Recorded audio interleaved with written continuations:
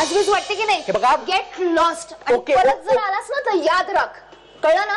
जा आता. But this is not fair. ऐकून घ्या.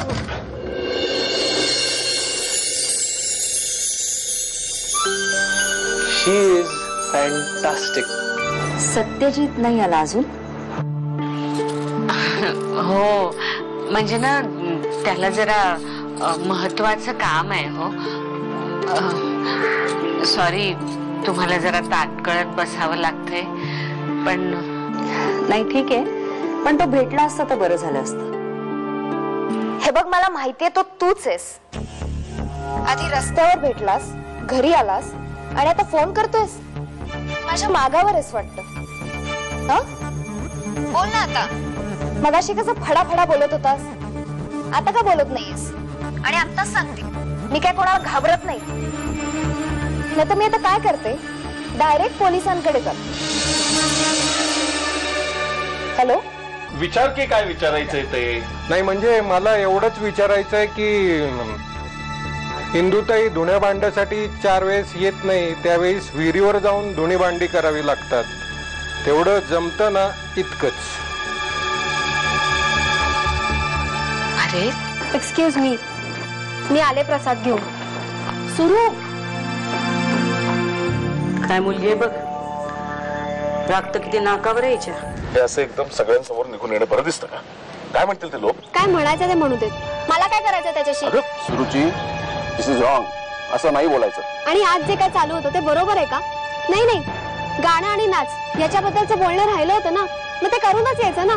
आणि मला काय वाटतं, चहा आणि काहीतरी खायला पण करून दाखवायला हवं होतं मी. हो ना? तू जास्त आगाऊपणा करू नकोस. आई प्लीज, मी काही आगाऊपणाने बोलत नाहीये. एक तर माझ्या इच्छे विरुद्ध तुम्ही मला इथे आणलं, त्यातून तो मुलगा इथे नाहीये, आणि वरून हा प्रश्नोत्तरांचा खेळ. आजकाल फार चुरू बोलायला लागली. असं कोणी शिकवलं का तुला? कोण शिकवणार आहे आई? मला काही कळत नाही का? मला अक्कल नाहीये का? हे बघ बेटा, स्थळ दाखवताना हे असं होतच. मम्मा प्लीज, तू मध्ये बोलू नकोस. आवाज खाली करून बोला जरा सगळे. तुझ्या दुसऱ्याच्या घरासमोर तमाशा नकोय. काय ते घरी जाऊन बोला. चला. सर, एक वेगळाच मुलगा भेटला होता मला. गेल्या 4 दिवसात 2दा भेटला तो मला. मला वाटतंय तो माझ्या मागेच लागलाय. आणि चक्क तो सर घरी येऊन गेला आमच्या. येत आहे. माझ्या लक्षात येत आहे. काहीतरी वेगळाच आहे तो. त्याचं वागणं एक काहीतरी वेगळंच आहे. इंटरेस्टिंग आहे. असंच होतं, असंच होतं. येतोय तुझा फोन मला. का? पण लग्नाची पत्रिका द्यायला विसरू नको. सर काही काय. ताया, आपल्याकडे प्रकाश काका बँकेतून का आला होता माहितीये? नाही. का?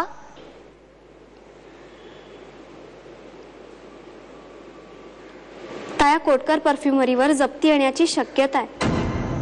काय? आपली आर्थिक परिस्थिती खूप खालावली आहे ग ताया. अगं, हे कोणी सांगितलं तुला? मामानेच सांगितलं मला. आणि त्याने हेही सांगितलं की ह्या लग्नामुळे आहे ती परिस्थिती बदलू शकते. बाबांच्या सगळ्या अडचणी दूर होऊ शकतात. कारण सत्यजित कॉलेज ऑफ परफ्युमरी मधून शिकून आलाय. अगं, त्याच्या नावावर 3 परफ्युम्सची पेटंट्स आहेत. आणि म्हणून तू त्याला होकार दिलास? किती मोठी झालीस ग, किती विचार करायला लागलीस.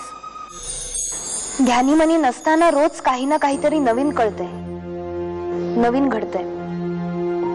आज सुरुचीने जे सांगितलं ते ऐकून मला खूप वाईट वाटलं आणि समाधानही वाटलं. आमची आर्थिक स्थिती अशी असेल हे ऐकून खूप वाईट वाटले, हे निश्चित.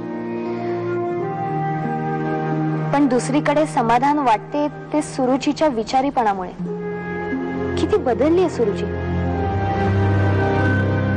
मी जरी तिला अजून अल्लड भिंगरभौरी समजत असले तरी त्याही पलीकडचे तिचे व्यक्तिमत्व मला आज जाणवले. तिला जबाबदारीची जाणीव आहे.